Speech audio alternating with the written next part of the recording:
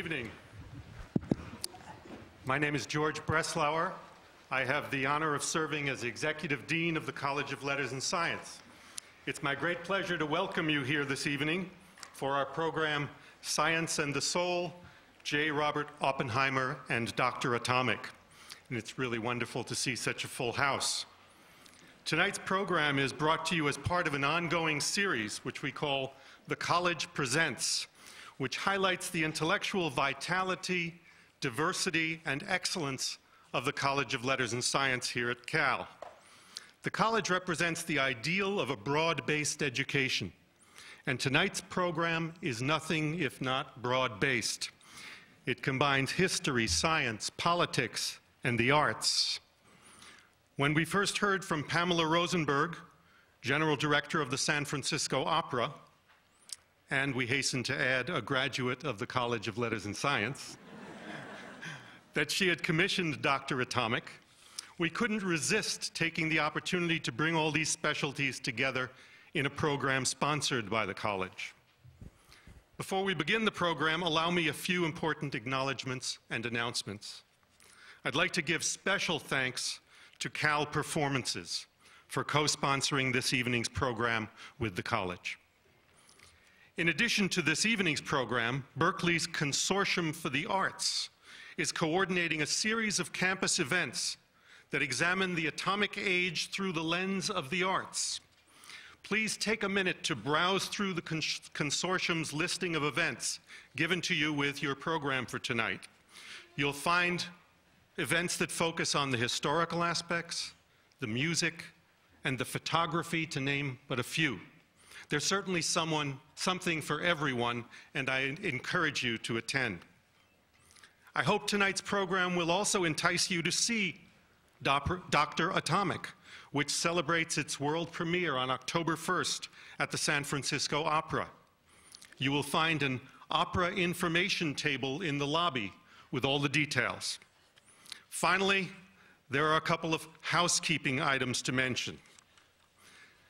The audience is encouraged to ask our panelists questions near the end of the program. Please write your questions on the index cards that will be provided. They'll be posed to the panelists by our moderator. We will let you know when it is time for the ushers to collect the cards. I'm sure there'll be many questions, and the panelists will address as many as time permits. Finally, I'd like to ask you to make sure that all phones are turned off at this time. And please refrain from taking photographs. Thanks. Now I'd like to introduce our moderator for tonight's program, Professor Mark Richards, who is Dean of the Physical Sciences in the College of Letters and Science. Mark will in turn introduce the rest of the panel, and we'll get started with our program. Mark?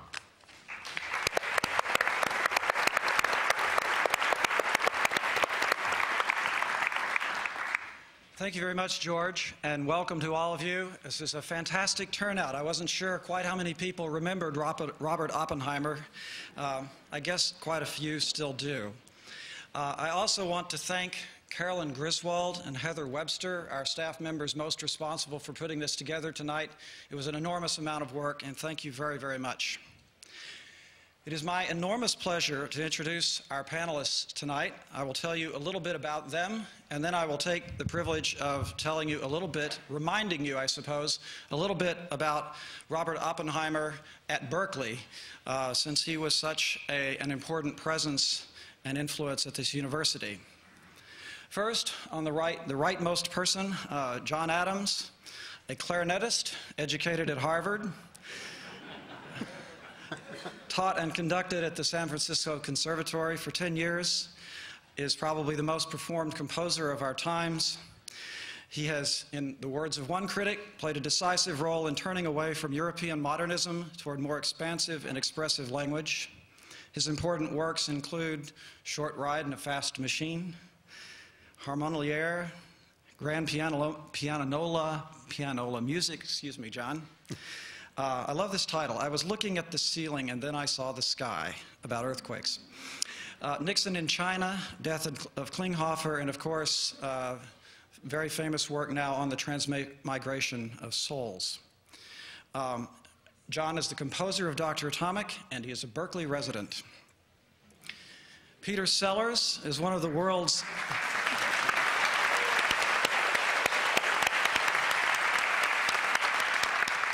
Peter Sellers is one of the world's leading theater, opera, and festival directors. He was made at the age of 26 the director of the American National Theater at Washington, D.C.'s Kennedy Center.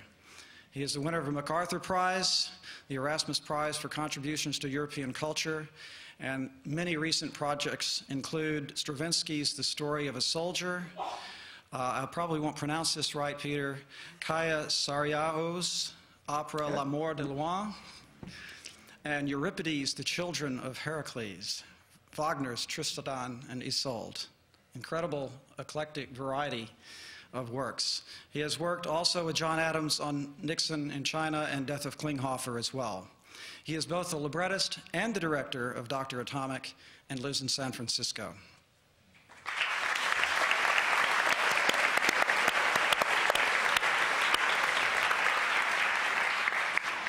Professor Marvin Cohen is also a clarinetist. And I say that because I am also. So, Peter, you're outnumbered. Marvin grew up in San Francisco. He got his bachelor's degree in physics at Berkeley, his PhD at the University of Chicago, and in 1964 returned here forevermore as an assistant professor and is now a distinguished university professor in the Department of Physics at Berkeley. He is one of the most distinguished theoretical physicists in the world, member of the National Academy of Sciences, winner of the National Medal of Science, and the author of about 600 or so scientific publications. I would describe Marvin as a quantum mechanic. He's a person who actually uses Schrodinger's equations to predict the structure and behavior of matter, applied quantum mechanics, if you will, and is one of the leaders in the development of the theory and application of carbon nanotubes and a leader in the nanotechnology revolution. Marvin.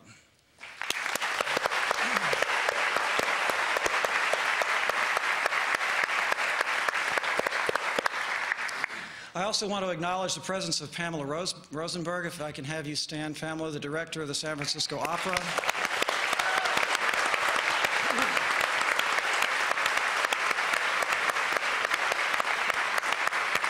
And we are pleased to have Kip Crana, who is also the San Francisco Opera musical administrator. Kip.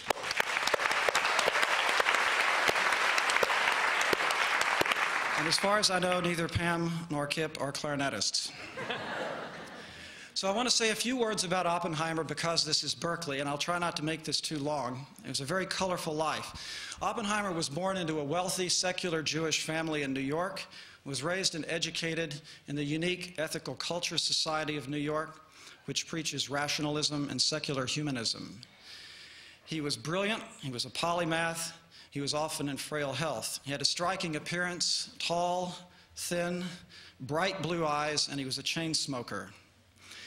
He was educated at Harvard. He studied practically everything there. He absorbed languages with amazing facility, but ended up graduating in chemistry in 1925. He made the mistake of going to Cambridge University to study experimental physics, and it was a complete failure in 1926, almost suffering a nervous breakdown. He escaped then to Göttingen in 1926, receiving his PhD in 1 year in 1927, just after the amazing revolution of quantum mechanics manifested in the work of Erwin Schrödinger, Werner Heisenberg, Max Born, Paul Dirac, and others. Strangely, Oppenheimer found himself extremely happy in this environment in Göttingen, but he was clearly not quite the sharpest knife in the drawer at that time. He was the best American theorist involved. At that time, he realized his two great loves were physics and New Mexico. He had spent summers in New Mexico in his youth and through college. He was also highly patriotic and very chauvinistic about his American roots. From 1927 to 1929, he bounced around Harvard and Caltech and Leiden and Zurich. He learned to speak Dutch in 6 weeks in Leiden and gave a seminar in Dutch to give you a sense of what he could do. He was recruited simultaneously by Berkeley and Caltech, ended up settling for spring teaching at Caltech, but mainly resident at Berkeley. Raymond Burge wrote a very authoritative history of the physics department at Caltech and included some juicy tidbits about hiring Oppenheimer, all of which I won't relate. He was offered the tidy sum of $3,000 per year to join the faculty at Berkeley in 1928. And he came here just after Ernest Lawrence, and in Lawrence's words, they established over the years what would be a paradise for physics at Berkeley and would become the most famous physics department probably in the history of the subject. In 1931, Harvard offered to double his salary if he would go to Harvard, but he turned them down because he was independently wealthy. And from this, as a dean, I learned two things. One is nothing has changed. Actually, things have improved. Harvard only offers about 30% higher salaries now. And the other thing is, George, we should be trying to hire people who are independently wealthy on our faculty. The same Burge, for whom Burge Hall is named over here, also remarked when Robert Oppenheimer wanted to recruit one of his star students to the faculty that one Jew in the department was enough. Berkeley was created as the first great school of theoretical physics under the tutelage of Oppenheimer, who was at once charismatic and charming and could be very cold and cutting and did not suffer fools lightly. In 1939, he wrote probably his greatest paper, and if he had lived long enough, would have received the Nobel Prize for it, almost certainly, in which he predicted the existence of black holes. But black holes were not confirmed until after his death in 1967. Oppenheimer lived a very colorful life in Berkeley, as many of us do, among the left-leaning intellectual elite. How surprising. He mastered Sanskrit in order to read the Bhagavad Gita in its original language. He met and dated Jean Tatlock and became closest friends with Hakon Chevalier, both of whom were members of the Communist Party, and held many discussion groups at his home that included members of the Communist Party, but Oppenheimer himself never actually paid dues, although he made many contributions and edited their pamphlets for them. He broke with communist doctrine. He was very critical of the 1939 Soviet-German non-aggression pact, and he was very opposed to Stalinism. And in time, he came to hate Hitler and the Nazis more than he believed in other causes, and with his direction of the bomb project, this became his true obsession. In 1940, he married his wife, Kitty. And in 1941, they moved to One Eagle Hill. I should mention that those of us on stage were privileged to have dinner in One Eagle Hill tonight. The owners of the home in Kensington invited us in, and we have been channeling Robert Oppenheimer for the last couple hours, and we'll let you know what he said. He paid a tidy sum of $22,000 for this home at that time. It was a beautiful Spanish villa sitting up on the hill. Among his other political activities, things do never change. He was very concerned with underpaid teaching assistants, and he tried to unionize the radiation laboratory, now Lawrence Berkeley, that national laboratory, to Ernest Lawrence's and the United States Army's great horror. Sometime in the winter of 1942 to 1943, Hakon Chevalier propositioned Oppenheimer to spy for the Soviets and to transfer his knowledge in the cause of the Soviet Union. An incident that came to haunt him, of course, in 1954 when he lost his security clearance.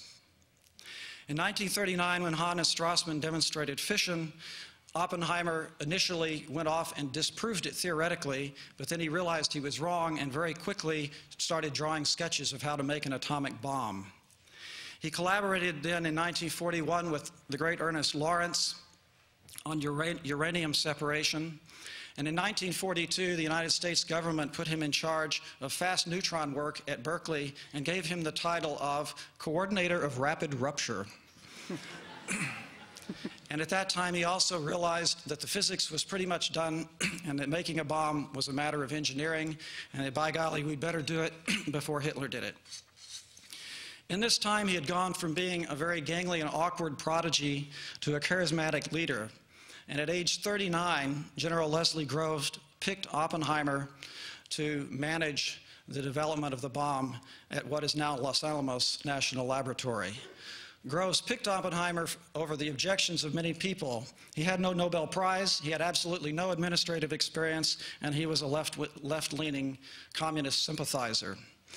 Can you imagine that background for the director of Los Alamos National Laboratory today? The Army initially rejected his security clearance, but Leslie Groves prevailed.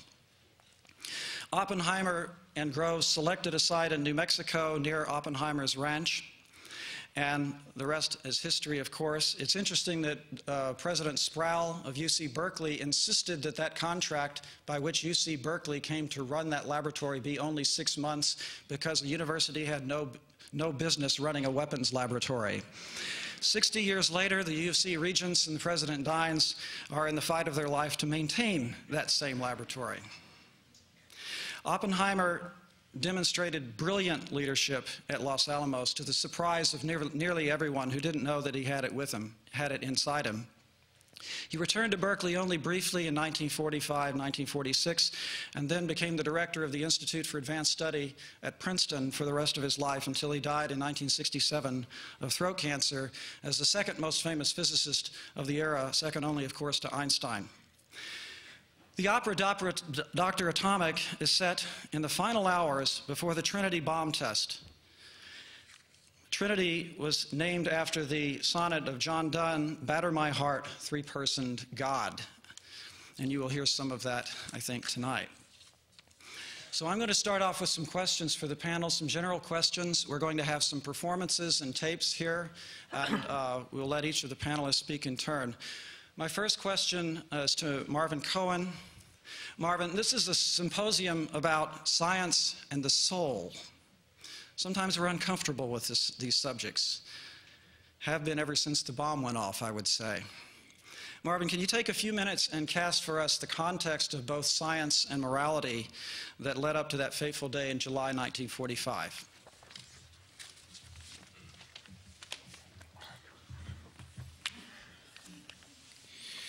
I'll say a little bit about science and far less about the soul, but I will tell you a little about the moral issues that came up. The first thing is that we have to realize that scientists are generally curious. They want to discover the secrets of nature. They want to explain the secrets of nature. They want to discover the secrets of nature before anybody else. There's usually a lot of competition in science. And sometimes it's clear when you make a discovery that the discovery is going to influence society, it's going to have applications, and things have changed. But more often, it's not clear. And often it's not clear until many years later, and this is characteristic of physics in particular. This year, 2005, is the World Year of Physics. It's endorsed by the United Nations and proclamations from government agencies around the world, including our Senate and House of Representatives, declared this as the World Year of Physics, and it was chosen, 2005 was chosen because it's the 100th anniversary of Einstein's miracle year of 1905. In 1905, Einstein changed our thoughts about physics and about the world around us. And in particular, one of his contributions was E equals mc squared. You see those T-shirts up and down Telegraph Avenue. And this shows that mass can be converted into energy. And this is the basic reason that the sun shines, and it's the reason that the atomic bomb works. And the atomic bomb is central to this opera. A little bit of mass converted into energy makes a huge explosion. Tomorrow, I'm sure you all knew this, is the E equals mc squared day. It's the 100th anniversary of the day when Einstein's paper with the equation was received by the German journal Annalen der Physik. And I'm moderating a panel tomorrow night in Washington, D.C. to celebrate this day and to celebrate Einstein, celebrate the World Year of Physics and the equation. And this is a launch event for the NOVA TV show on E equals mc squared, which will air on October 11th. Oppenheimer, of course, knew that Einstein's equation was the underlying science for the bomb. This was the essential idea. He also knew, as Mark mentioned, that the making of the bomb itself was basically applied science and engineering, but at a very high level. And so we invited some of the world's best scientists of the time to come and help him work on this project. When asked, the scientists knew what was involved, and they decided to join in the making of the bomb because they thought that the German scientists might get there first. Some of the scientists who worked on our bomb were refugees who had escaped from Europe, and their goal was to drop the bomb on Hitler. So I doubt that there was much soul searching for these people, in fact, all the scientists who worked on the bomb, about whether to build the bomb itself at that period of time. Now, before taking over the Manhattan Project, Oppenheimer worked in physics focused on quantum mechanics. You heard about some of this from Mark. And quantum mechanics and relativity were the two most revolutionary ideas in physics of the last century. Oppenheimer had the good fortune to work in Max Born's theoretical group in Germany. This was probably the best theoretical group of all time. And he learned the lessons of quantum mechanics, and he learned about this new physics, and he came with those ideas to Berkeley. He taught the students, and he also taught the faculty about this new field. And his influence in our department was great. In fact, we remember him every year with a public lecture series, which I chair, and we get some of the world's best theoretical physicists to give talks on subjects of interest to Oppenheimer. So I invite you to come to these lectures. Despite his success at Berkeley and the wonderful life he had, Oppenheimer went from being a researcher and teacher to overseeing the making of the bomb. In the opera, we see him in that role. He's directing this incredible project. And from my reading of the libretto, I feel that Adams and Sellers have not only captured the drama of the Manhattan Project, they have done the same with the principal characters, as I remember them. I met Oppenheimer and Robert Wilson a few times. I didn't know them well, but I knew Edward Teller quite well. The moral question of using the bomb itself on Japan is introduced in the opera, the moral question of ever using the bomb as a military weapon. On this issue, the scientists were divided. Since Germany had surrendered, this took a lot of the motivation for the bomb's use as a weapon away from many of the scientists. But they knew that once the genie was out of the bottle, that the government would have control, and that the scientists would not be the ones who determined whether or not we dropped the bomb. It's satisfying to see scientists portrayed with human qualities. It helps to get away from the mad scientist Frankenstein image that some people have of us, which is particularly prevalent in some literature that children read. A recording of Oppenheimer was found recently in the archives of the American Philosophical Society. I'm a member of the society, and I attended our society's meeting when it was played. The talk was a report by Oppenheimer about the atomic bomb and what happened in New Mexico. But then he goes on and surprisingly predicts the nuclear future. It's a very intriguing essay on a weapon of terror, what happened in Nagasaki and Hiroshima, and it's very, very moving. I believe it also hints at Oppenheimer's eventual soul-searching about the bomb. I was able to get a copy of this recording, and I'm going to play part of it's going to be played for you now. This prophetic recording was made on November 16th, 1945, exactly 4 months after the first test. Although the actual recording is about 20 minutes long, we only have time for the first 3 minutes, but you'll get the idea. So if we can have the Oppenheimer recording now.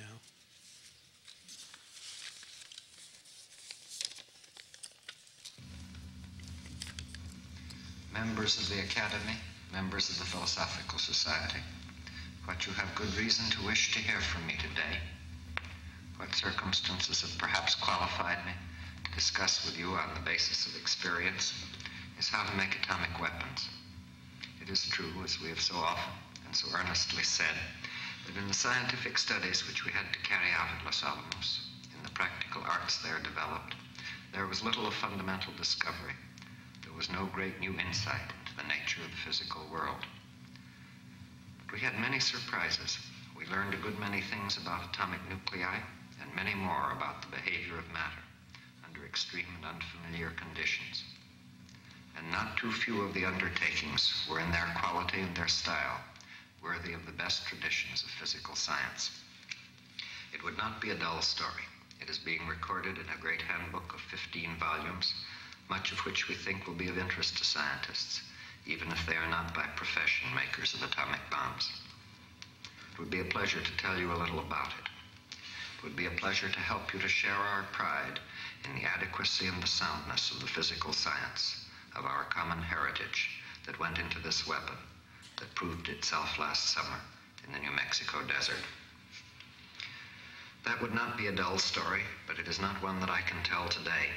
It would be too dangerous to tell that story. That is what the President, on behalf of the people of the United States, has told us. That is what many of us, were we forced ourselves to make the decision, might well conclude. What has come upon us that the insight, the knowledge, the power of physical science, to the cultivation of which, to the learning and teaching of which we are dedicated, has become too dangerous to be talked of even in these halls. It is that question that faces us now, that goes to the root of what science is and of what its value is. It is to that question to which tentatively, partially, and with a profound sense of its difficulty and my own inadequacy, I must try to speak today. It is not a familiar question to us in these late days. It is not a familiar situation. If it seems to bear analogy to that raised by other weapons, to the need for a certain secrecy, let us say, in the discussion of howitzers or of torpedoes, that analogy will mislead us. There are some accidents in this situation, some things that may, in the large light of history, seem contingent. Atomic weapons are based on things that are in the very frontier of physics. Their development is inextricably entangled with the growth of physics, as in all probability with that of the biological sciences and many practical arts. Atomic weapons were actually made by scientists, even some of you may think by scientists normally committed to the exploration of rather recondite things. The speed of the development, the active and essential participation of men of science in the development, have no doubt contributed greatly to our awareness of the crisis that faces us, even to our sense of responsibility for its resolution. But these are contingent things. What is not contingent is that we have made a thing, a most terrible weapon, that has altered abruptly and profoundly the nature of the world. We have made a thing that by all the standards of the world we grew up in is an evil thing. And by so doing,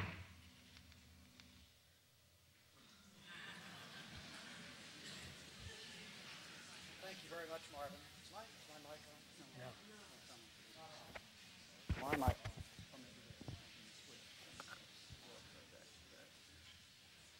I'm supposed to be on. Is that on now? I'll just speak loudly then. My next question is to John. John, this isn't actually, exactly material for La Bohème or Marriage of Figaro. This is heavy stuff. How did you make this opera? How did this come into being? Well, I'll turn myself off. Channeling Oppenheimer that's again. right, yes. Well, I thought maybe J. Edgar Hoover the spirit was in the room here, cutting off Mr. Oppenheimer. No, I was just overwhelmed to hear those words because, of course, I've been living with this man now in my head for 5 years, and now, particularly in the last 2 years since I've tried to find a way to make... Maybe you better use the Do we have it? Yeah. Can somebody flip that one off and go use the mic? Okay.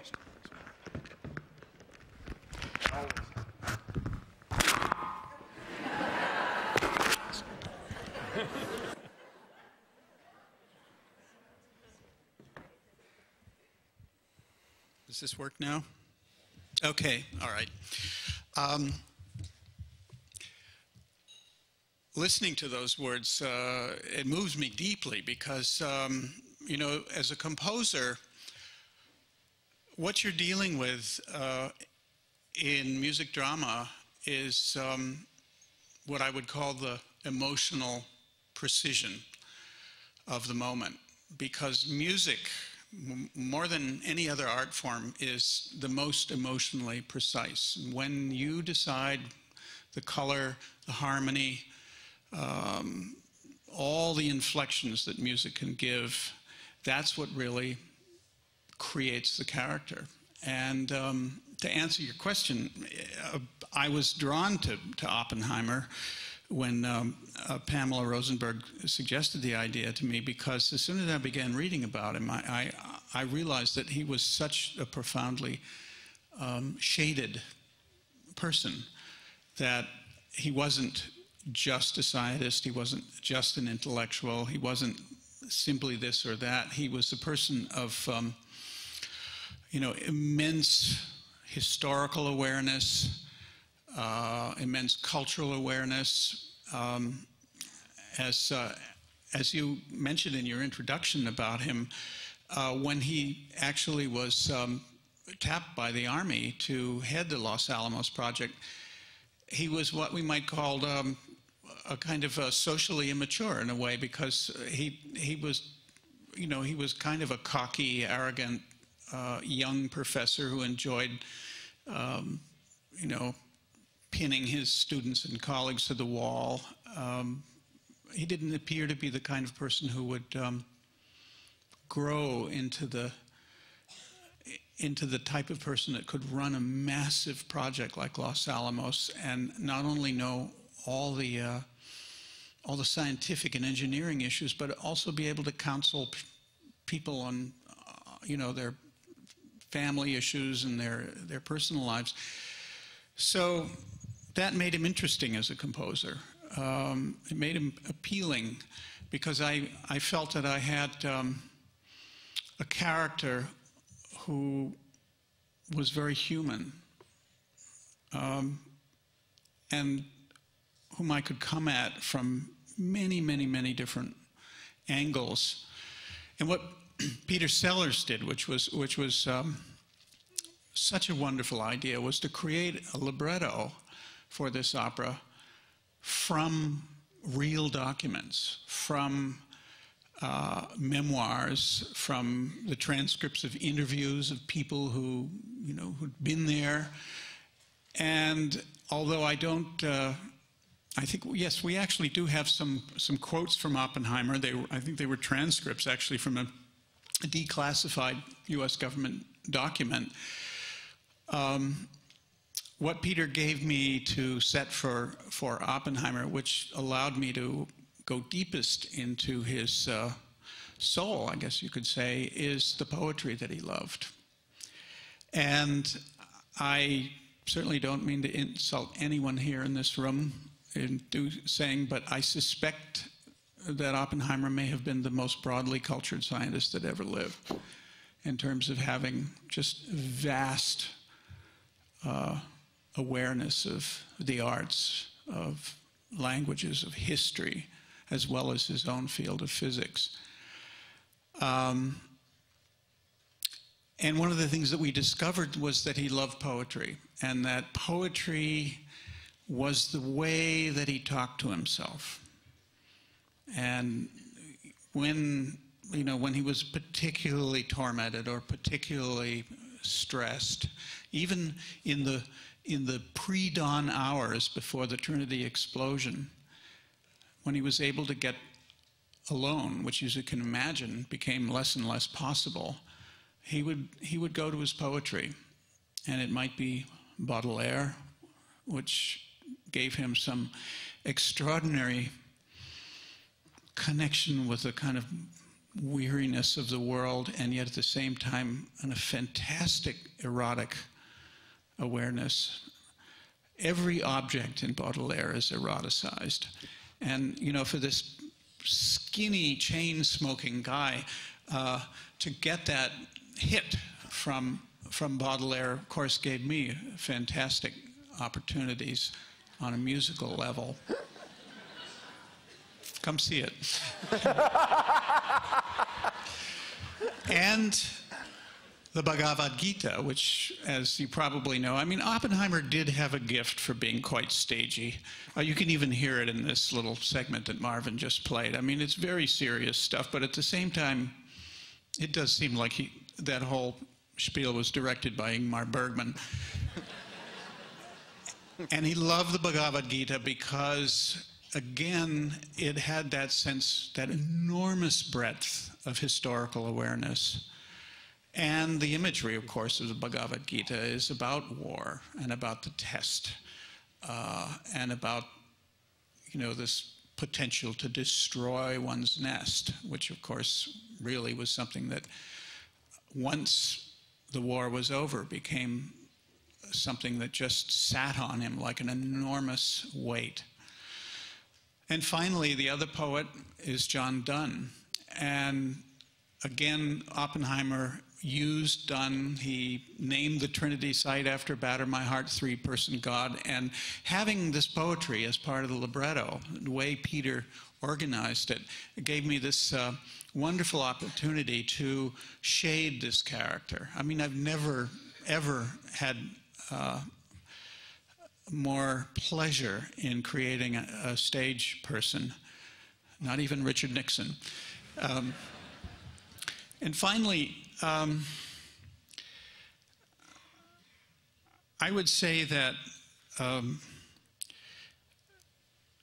for me, this story is exceptionally meaningful because I think of myself as a Cold War baby. I grew up, and came to consciousness during the darkest period of the Cold War, and I remember all of that fear, and I remember that the bomb, the image of the atomic bomb, was this shocking archetype that was burnt into my consciousness. I remember fear as a kid. I mean, we were taught fear in a way that, as intense as the fear of terrorism now, I think that the fear of annihilation was even worse.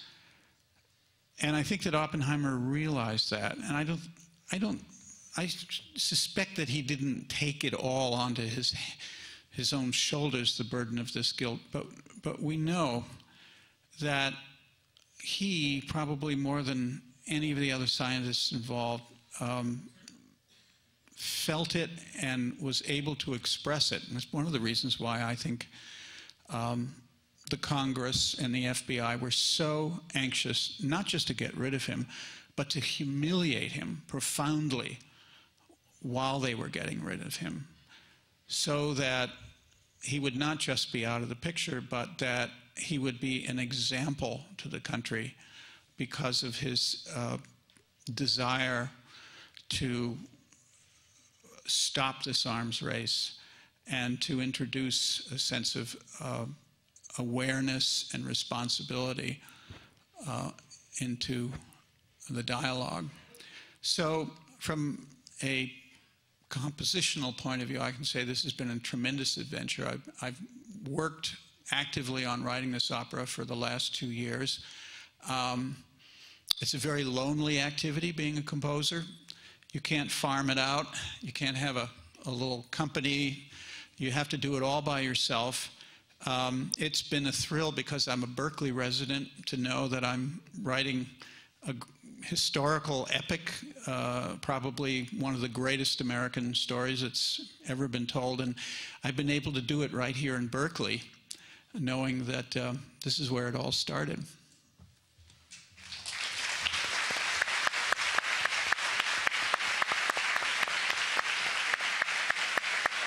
Is this back on?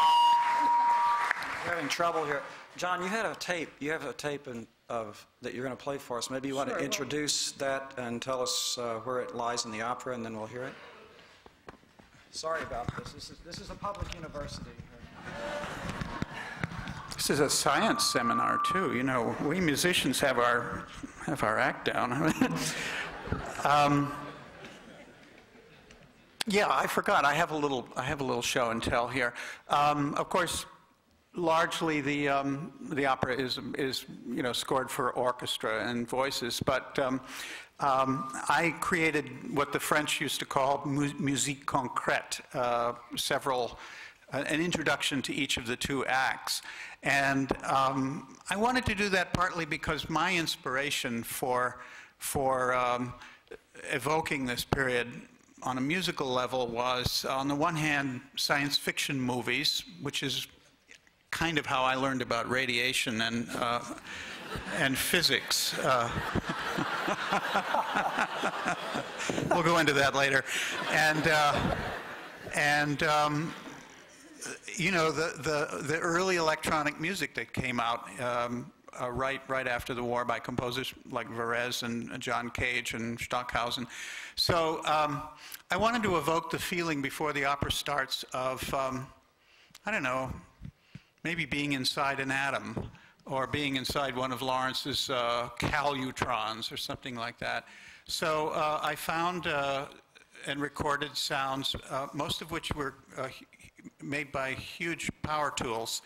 And this will be the first thing that the audience hears. It will surround them.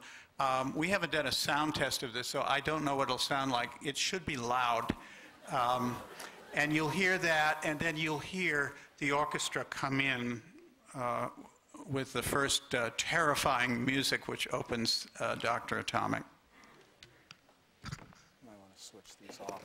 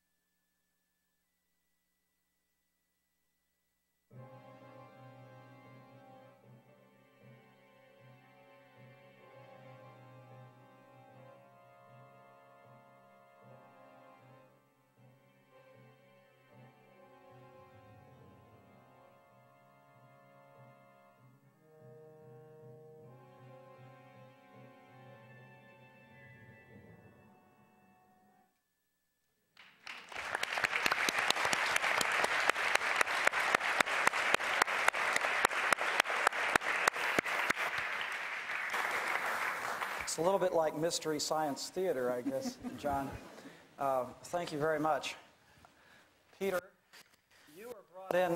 you were brought in somewhat difficult circumstances in the middle of this opera as librettist. I guess you knew you were going to be director, but not librettist until about halfway through the project.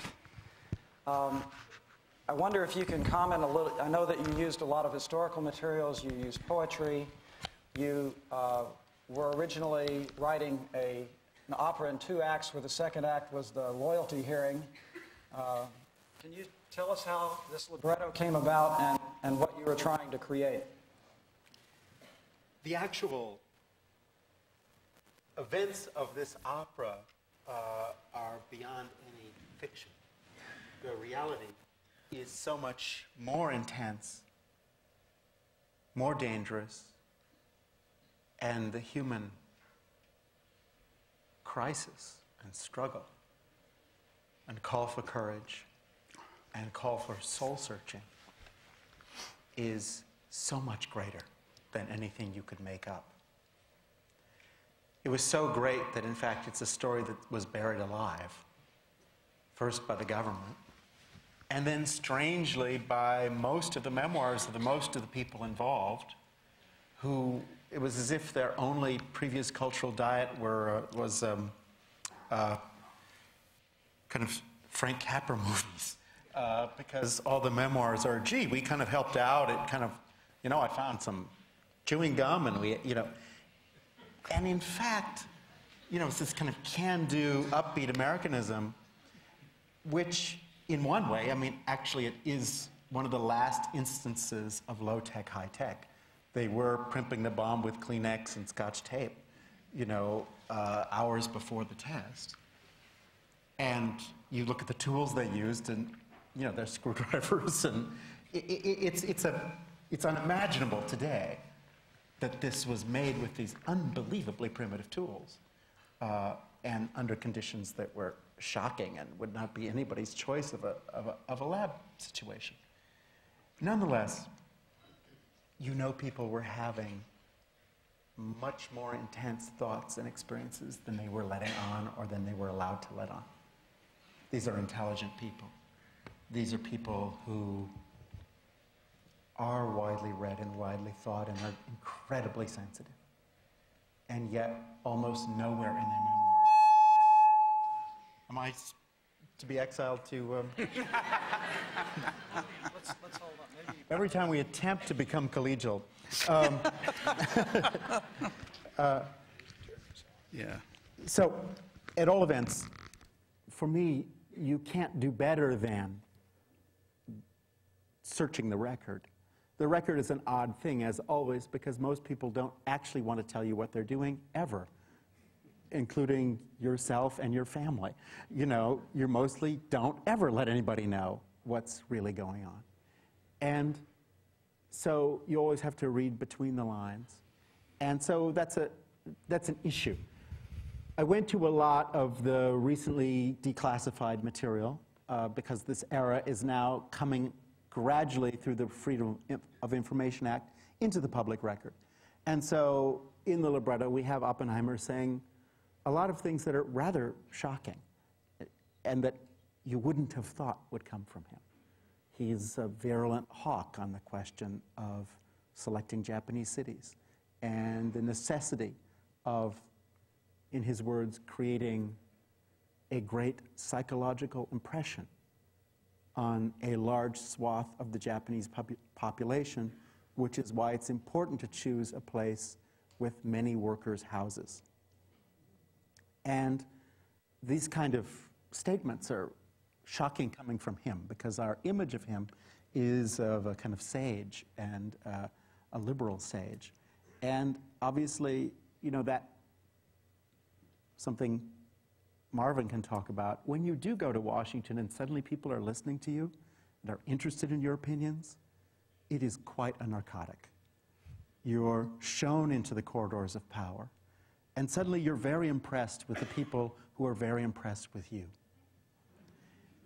And,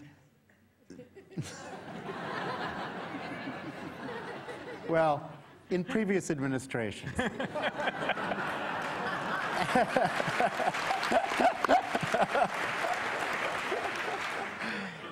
And you can see Oppenheimer as one of the first scientists who was ever ushered into the president's office, ever invited into the State Department, ever invited into the Department of War, where people were taking him seriously.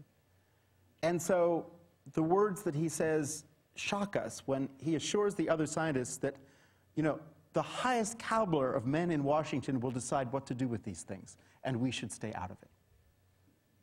And you kind of gasp. You say, what? And as Marvin said, we set the libretto very deliberately at a crucial crossroads. What Aristotle always says is you have to have a unity of time and place in the action. And so we picked this tiny window, the 2 weeks at the end of June 1945 is the prologue, kind of half-hour introduction to where we are, and then the night of July 16th, the night of the bomb test, where they're trying to test the first atomic bomb in the middle of a major electrical storm in the high desert. Because Truman is meeting with Stalin the next morning in Potsdam, and the bomb has to be tested that night, so we know how arrogant we can be with the Soviets. Truman having no idea that Stalin knows much more about the bomb than he does. And so, in any case, yeah, things do not change. So, in any case, so there's this massive pressure to test the bomb that night. This tiny dramatic window gives us two opportunities. One is, as Marvin said, Hitler is gone. Germany has surrendered. And so the big, noble reason to save civilization, because the Germans will get there first, is gone. As it turns out, the German atomic weapon project never achieved any kind of major breakthrough. And so suddenly the scientists are asking themselves questions about the use of this bomb in Japan. For me, it was very important to put on public record scientists questioning the larger moral implications of their research and of their applied activities. And that notion, because now we're so used to major science being driven by government grants and being driven by corporate needs and being driven by the Department of Defense. And the questions are, of course, deeper and more protracted in our own era than they were in 1945. But in 1945, to actually hear the courageous voices of scientists who, among other things, prepared a petition signed by 56 scientists to Truman asking him not to use the bomb on Japan. This petition was immediately declared classified, not only from the American people, but from, in fact, the President of the United States, who never saw it. We open the opera with a citation from that petition. Also, the Frank Commission, 7 of the most distinguished scientists in the Manhattan Project, again concluding that it is incorrect of the United States to use this weapon in a site where there are people, and saying a demonstration in an unpopulated area so that the entire world recognizes what is happening here, and then care and control of it should move to the United Nations and should be shared globally so that such an instrument is never actually used on any population. The scientists were busy trying to formulate these things literally in the last 2 weeks of June 1945. They were meeting. The graduate student turned youngest division leader at Los Alamos, Robert Wilson, in his technical area, had a meeting called The Impact of the Gadget, which was the code name for the bomb, on civilization. And scientists at night in the technical area were discussing the impact of their work in those terms. For me, it's a very powerful moment in history Because if you think of our own hyper-specialized period, where all of us are encouraged to just get through the day and mind our own little corner of our own little field and not ask the larger questions, it's a very powerful moment where scientists consider themselves part of the larger sweep of history, the larger sweep of culture, and the larger moral life of the human race. And it's not work for hire, and it's not just that we are curious. There are the highest standards being applied in human history under conditions of massive physical, emotional, and personal strain. The fact that Oppenheimer refused to allow any of these letters to go forward is a very interesting situation. The second act of the opera goes to a very different place. As you know from your own life, as long as you have single point focus on a task to be accomplished, all is well. And then the minute the task has to be postponed for other reasons, as this bomb did because of the electrical storm, so the test is postponed an hour, and then another 2 hours, and then another 2 hours. Everything you've never had time to think about, you suddenly have time to think about. And so the larger questions, your second and third thoughts, your fourth and fifth thoughts, begin to emerge. And those premonitions that we all have begin to overwhelm you. One of the great things about choosing this little slice of life and the slice of these lives is that we know more about these people than they did at the time. They haven't lived the rest of their lives yet. We know what became of Edward Teller. What's interesting is to test our knowledge of what eventuated with who this person was in 1945. We know what became of Oppenheimer. He didn't know that then. To watch these people circling around power and greatness, danger and accomplishment, and to know that history had in store for each of them very different results than appear on that night, is one of the things that gives the dramatic tension to the experience. The government documents are, in many cases, fairly shocking, and yet what we've come to expect. I would only say that if this is what's declassified, one hesitates to think what's still classified. How little they knew really about what they were doing is indicated in a transcript of a phone conversation of General Groves with a low-level medical official in the lab at Tennessee, 2 weeks after the bomb, where General Groves is reading the newspaper reports, as are finally 2 weeks later the rest of America, about the radiation sickness in Hiroshima and Nagasaki. And he still cannot believe the concept of a bomb that kills more people later than at the moment it goes off. That there is more suffering later than at the moment of impact. And at first he's sure, and we have this long thing, it's just propaganda, it's Jap propaganda, we're going to have our own propaganda people out there denying every bit of it. We've got our experts ready to say that none of this is true. And then saying, by the way, do Japanese people have the same number of blood corpuscles as white people? Those are the people leading. And it's pretty intense when you get this slice of life backstage. I would just say one more thing. We should move on, as Mark says, and we will right away. I will just say one more thing. At Alamogordo, the test site, of course, the Army did not allow the presence of women. Why? That's an interesting question. there need to be women's voices in this piece. And one of the things that was very important to me was to find another way to represent, because the historical record does not include women, essentially. And yet there were women. What were they thinking? These wives were not stupid.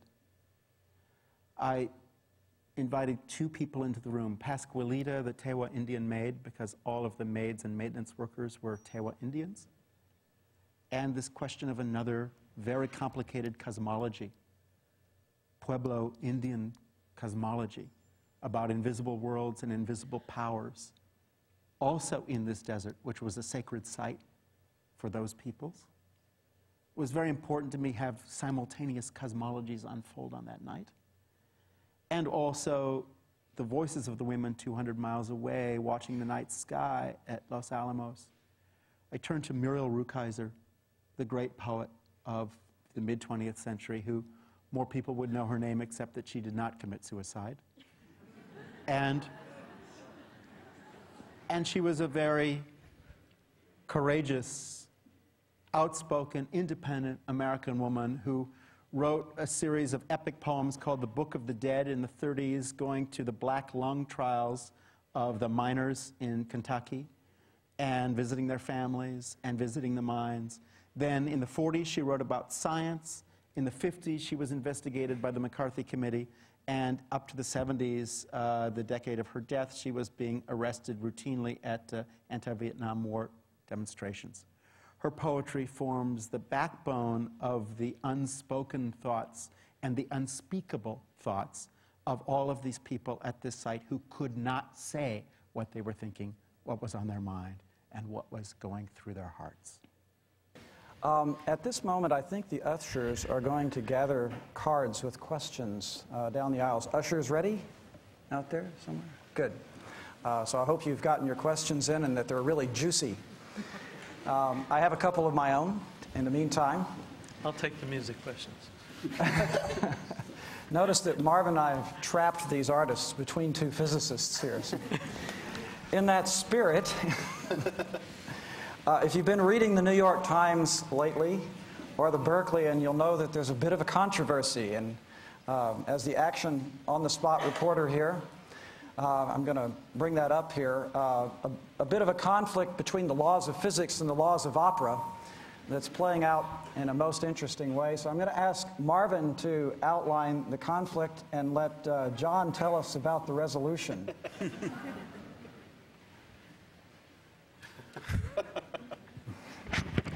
Maybe we should do it the other way around, since I'm the instigator of this. The very opening lines of the opera are sung by the chorus.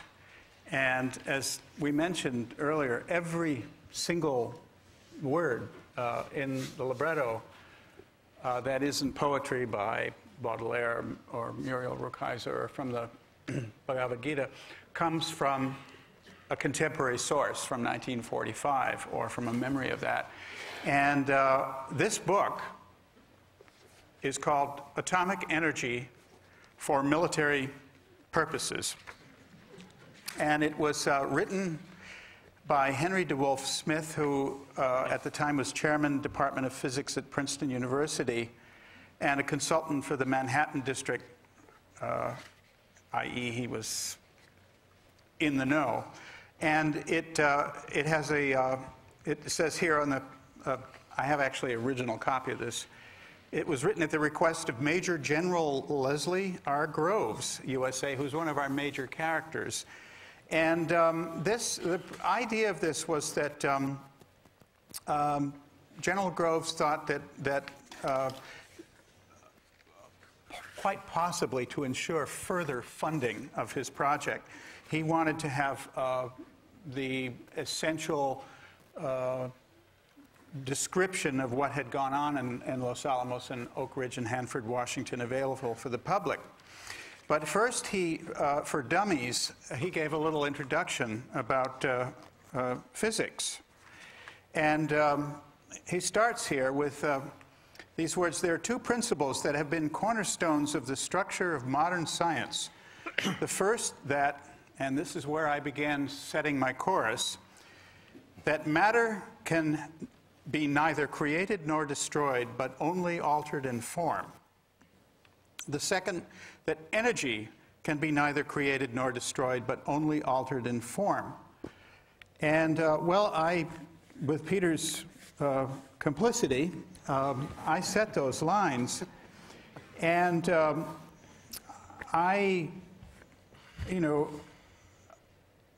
I'm not a physicist, but I thought I understood the essential elements of what E equals mc squared meant. And when it said that matter could be altered in form, I imagined that matter could be, that the alteration in form, somebody's already cackling back there, that the alteration of form to energy would be the same as Einstein's equation, and I was corrected. I've later learned tonight at the house of Oppenheimers that matter and mass are actually two different things. So the question was, should I change this in time for Saturday night's performance?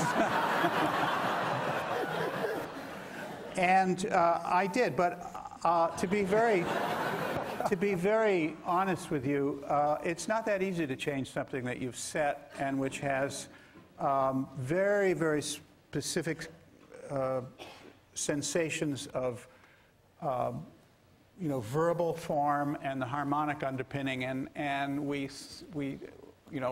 did a quick change so that it would at least get a C- from Marvin, and it just didn't work. And I realized that I will have to go back and literally take apart the chorus and rewrite it after these performances. So what you're going to hear at the San Francisco Opera will be old physics.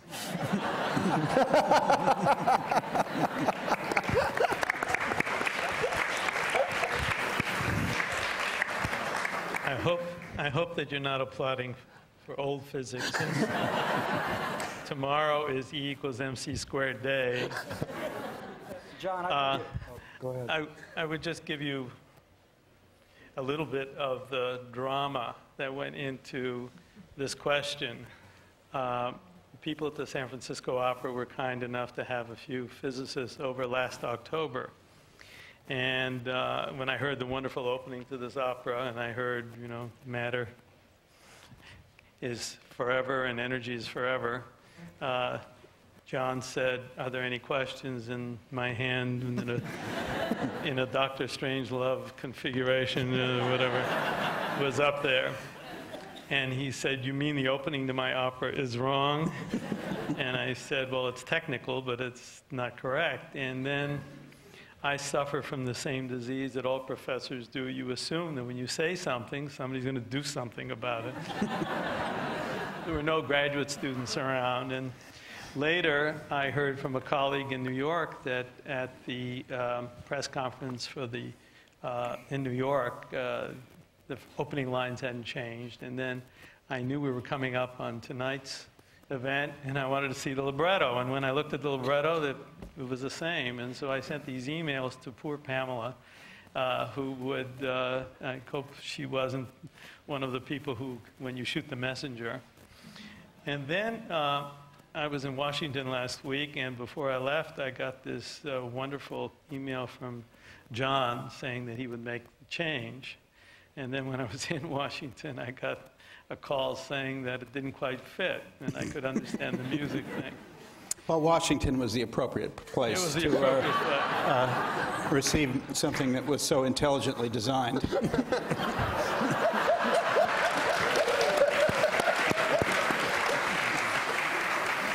So I was asked to write a few lines to go into the program for the opera, and I actually literally composed them running with a cell phone between taxis in Washington. And the point was that I didn't like being put in a position of being a critic. I really was trying to be helpful, and I did say at one point that it reminded me of when Mozart was told by the emperor there were too many notes, and he said, no, there weren't too many notes. And I had always identified with Mozart.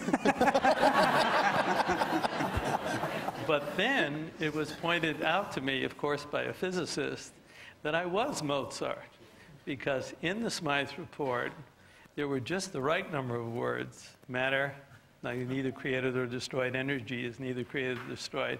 And later on, it goes on to say, but E equals mc squared, and now we know this is no longer true, and does it. And so there, I took the role of Mozart and said that you really have to put that in, I thought. And I've had conversations with John, and he's been very kind, and he will make the changes. And I understand the difference between physics and opera, and I mass understand, and matter. and I understand how generous these two gifted men are being in making these changes. So I thank them publicly, and I apologize for any problems I caused. Well, we thank you too. I must say that I titled my email to you, "What's the Matter?"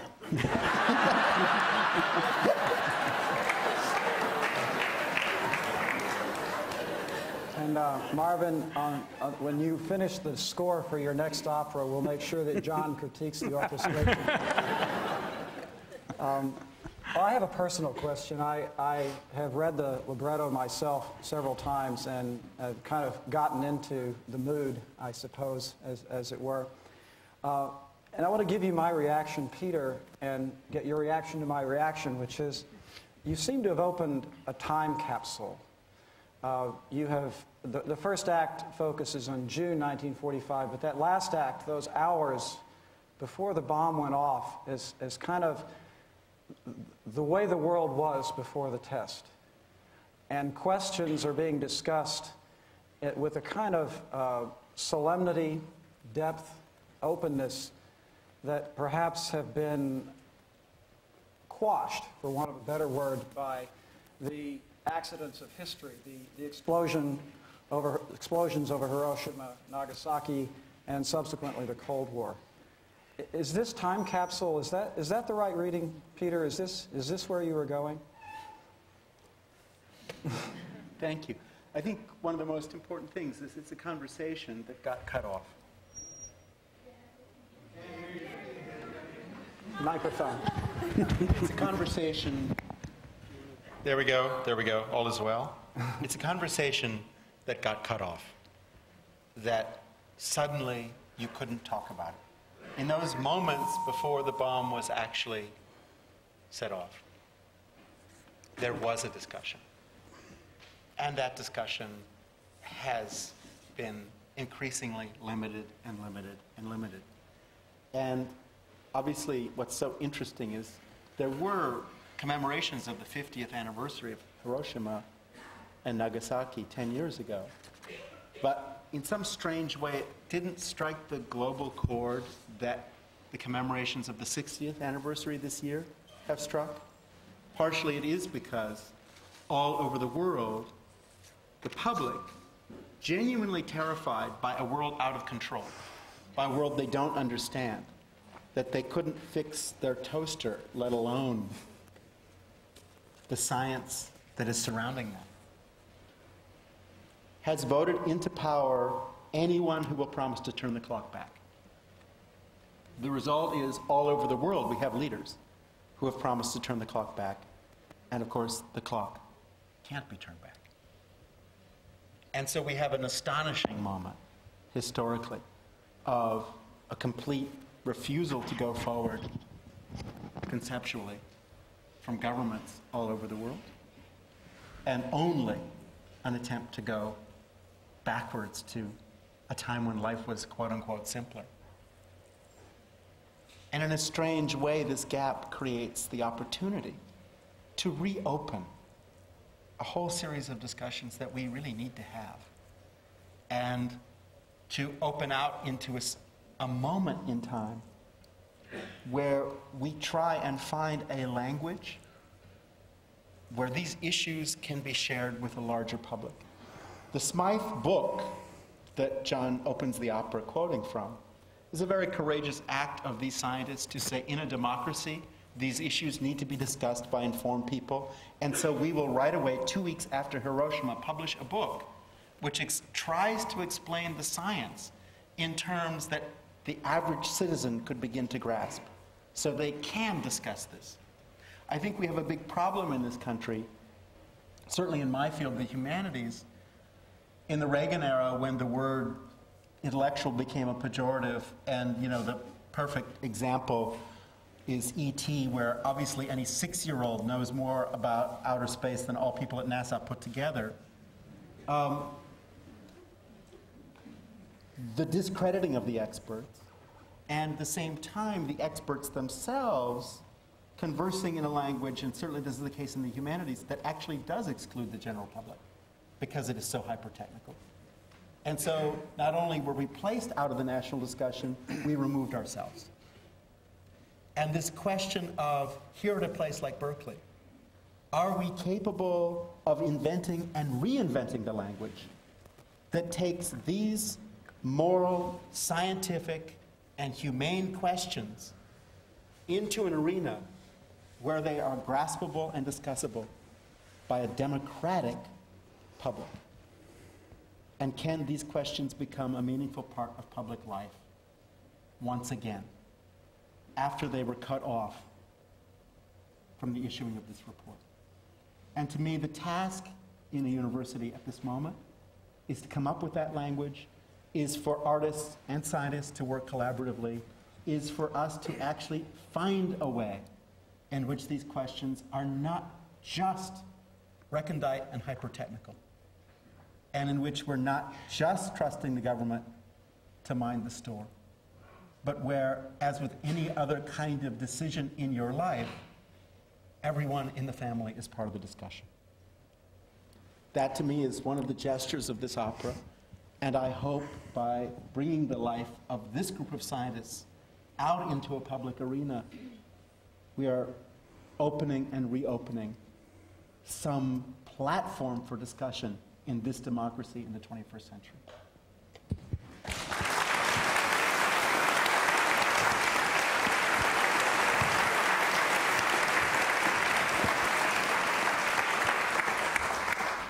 So here's a question from the audience right up that same alley. I'm going to pose this to Marvin first. Anybody else can chip in. This is Berkeley, after all. What bearing does Oppenheimer's story have on the nuclear weapons scientists of today, many of whom are still University of California employees? I think many people in Livermore who feel that because of the atomic bomb and some of the work that they've done, that the world has not used these weapons of mass destruction. The fact that they are such terrible weapons and the fact that they've kept an arsenal of this kind have deterred people from having a war in which the most advanced weapons that you own are used. And that, I think, is the frame of mind of people who are working on weapons. I think for scientists who are not working on weapons and who don't have a security clearance, I've never had a security clearance, so I don't really know the ins and outs of what goes on at places like Los Alamos and Livermore. But for the scientists who support these people, the attitude is that if you are going to have some kind of security that's based on science, you want to make sure that you have the best possible scientists. And to some extent, the support that these people get from the scientific community is based on that concept. You want the best young people who are interested in doing work of this kind, classified work. You want to give them the best people that they can have access to. And so it's of great concern to us to make sure that the laboratories that are working in this area have top flight people managed in the best possible way, and hopefully this kind of security will keep the peace if they are right. Now, the ball game has changed, as you all know. There are people who are willing to give their lives. There are people who are willing to give their lives to deliver weapons. And so the whole idea of a nation dealing with another nation across the table has changed. Many of the rules have changed. Much of the science has changed. So Mark threatened to ask me tonight about what about nanotechnology? How do you feel about what you're faced with regard to the moral issues? And he brought up the point that it's certainly possible that we can make objects so small that if we scattered them around this room and you all went home with them on your shoulder, we could monitor your whole life as it progressed. Threats of this kind are as frightening as the threats connected with atomic weapons. So we are always up against this question, these moral questions, and we need to always be vigilant. I didn't answer your question directly, but I hope I covered part of it. You want to say something, Peter?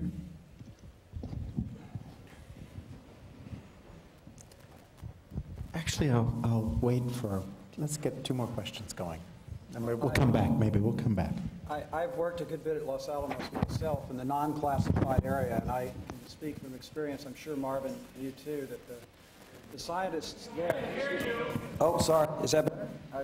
This is very transitory. All right, I'll try this. I have spent a good bit of time at Los Alamos myself doing geophysics, not making bombs. Is this going off again? This is terrible. Okay. The climate of kind of... I give up. This is beautiful. Yeah. Well, we've got one that works here now if we can just avoid the feedback.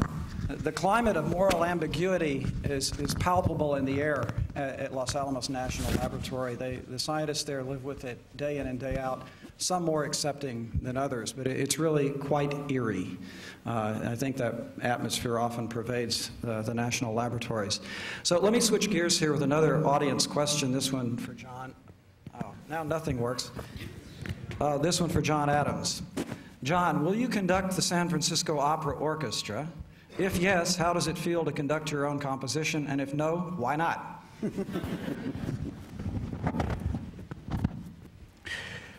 I am not conducting. Donald Runnicles, who is the music director of the San Francisco Opera, is conducting.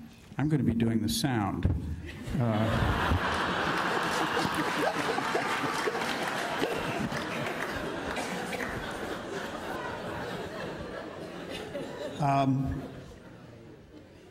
I do conduct a lot, and I love to conduct my own music. However, I learned quite a while ago that it was foolish to be in the pit for the first run of one of my operas, because there is so much to deal with.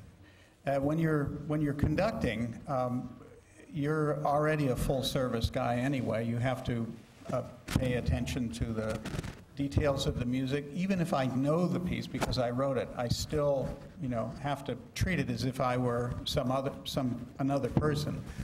And I have to give cues to the singers, the chorus, and I would not have anywhere near the opportunity to actually, stand back and make very large global judgments and very minuscule micro judgments about the sound, the tempi, the way in which the music interacts with what's going on stage.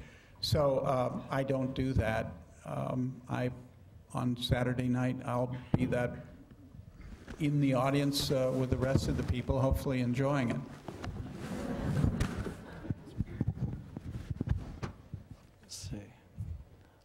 Peter, you may have answered this already, but it's just such a great question, I have to ask it anyway again. Did you consider rewriting official history in this opera, or did you think of any alternate endings to the real thing? Well, this opera is definitely about alternatives. Robert Wilson, the graduate student, challenges his professor, Robert Oppenheimer, saying, well, there are alternatives to how to bring this bomb into the world. And I think that's one of the most important things right now in the 21st century, is that this morning's headlines in the New York Times belong to Donald Rumsfeld. He's worked for 20 years. He's earned them in his way. The question is, 20 years from now, what are the headlines? And that's what we're working for in the arts. The question is, what alternatives can you keep alive so that at the point where people realize they need an alternative, there is an alternative available? And to me, this question of the arts is always about alternatives. What are the alternatives, and in what way are they available? And what we're trying to do is make space where there is no space. Make something open where everything feels that it's closed. And what John's music does, as you just heard in Elsa and John Parr's performance, is create an opening, create a possibility. Aristotle said that poetry is more important than history, because history is about what happened, and poetry is about what might happen. Can I comment on?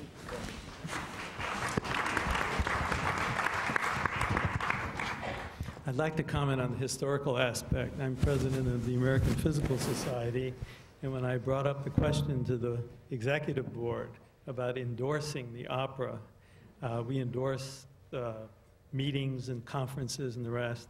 They said, well, we don't endorse operas. And I said, but it's a World Year of Physics, and this is supposed to be outreach. And what about physics and music and science? And they said, well, I guess we could have a resolution stating that we are thrilled about the fact that the Manhattan Project and so forth would be put into an opera. And they said, but could you give us some background? And I said, well, I felt that only opera was big enough to hold the Manhattan Project, and that didn't seem to do much. So then I brought up the historical part, which is why it's connected with this question. I said, you realize that good opera lasts for a long, long time. And 200 years from now, this may be the main historical document about the Manhattan Project. And they quickly signed on.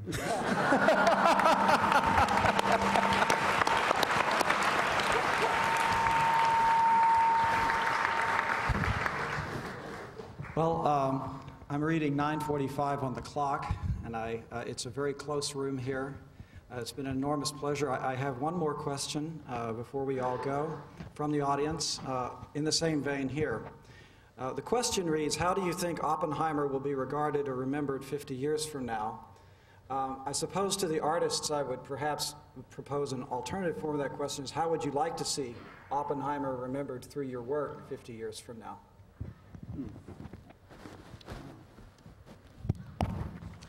One of the interesting things that motivated, I have to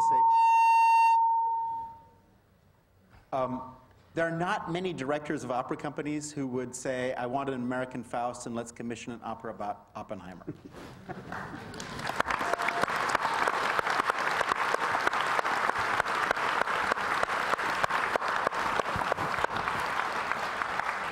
And would actually have books on their shelves that were not schedules.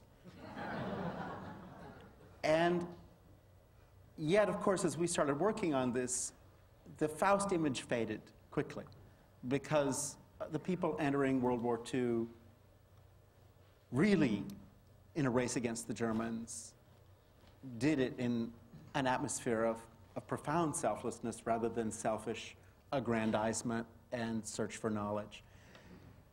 Interestingly, Alice Goodman, our librettist for Nixon in China and the Death of Klinghoffer, worked on this for a while with us, and she said to Pamela in her office a sentence that I will never forget, is Faust, for enormous power, bargained for knowledge and omnipotence and lost his eternal soul. Oppenheimer went through the same process and at the end discovered that he had a soul. And this question of this soulful man, this poet, caught in the midst of a historical set of circumstances, being both a driver but also driven, being ambitious but also intensely humble in a strange way, as you could hear in those words that Marvin played, where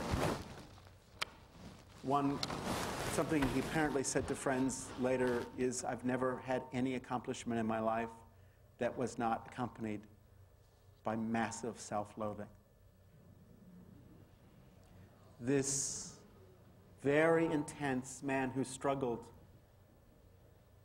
every day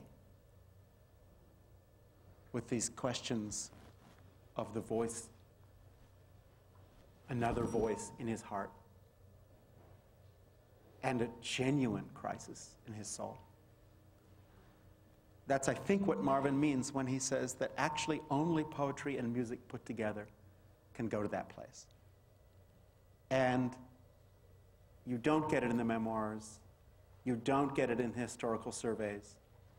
And when John Adams sets John Donne's "Batter My Heart," three-person God, for you as yet, but knock, breathe, knock, breathe, burn, shine, and seek to mend. And seek to mend. You begin to touch the place in all of our hearts where all of the most important issues really sit. They're not litmus issues. You're on the left, you're on the right, you're conservative, you're liberal. We are all deeply, deeply conflicted. That's the reality. And the reason we still have art is to remind us that that's the reality. There is no litmus paper. As human beings, we're conflicted about almost every single aspect of our lives. And the more important the question, the deeper the conflict goes. And to actually create a space, which is what opera does, which has multiple voices, which has poetry telling you one thing, or in the case of John Donne, 400 things. And in the case of the music of John Adams, music that tells you another 400 things. So you have a minimum of 800 things.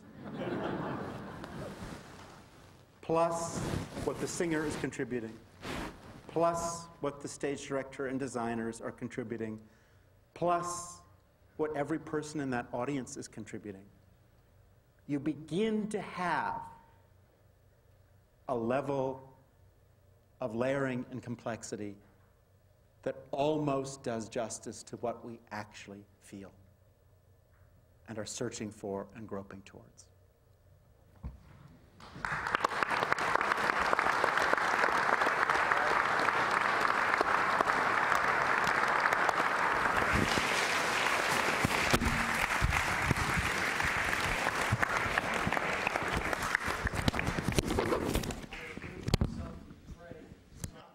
So, yes, it's on. I want to take this opportunity to thank you all for coming to the University of California, to this event sponsored by the College of Letters and Science. As George said, nothing could be more up our alley than this kind of a discussion. And my very great thanks to Pamela Rosenberg, Kip Krana,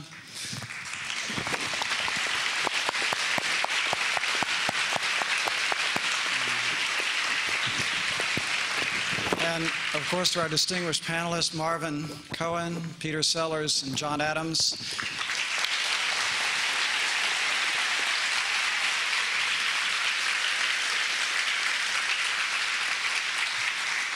Of course, there's nothing like the real thing, so I hope everybody will go see the opera. Thank you very much, and good night.